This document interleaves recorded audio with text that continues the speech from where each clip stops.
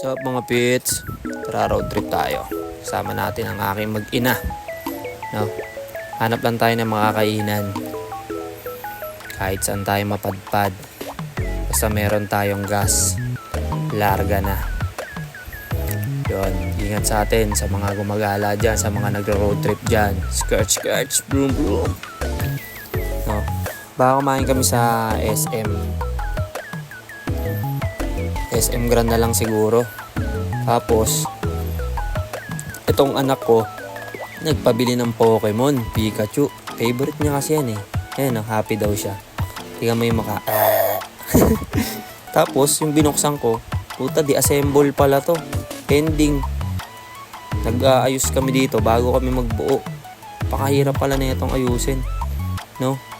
Pero ayun, nabuo naman namin. Tapos na kami kumain mga pits. Ingat sa inyo. Let's go!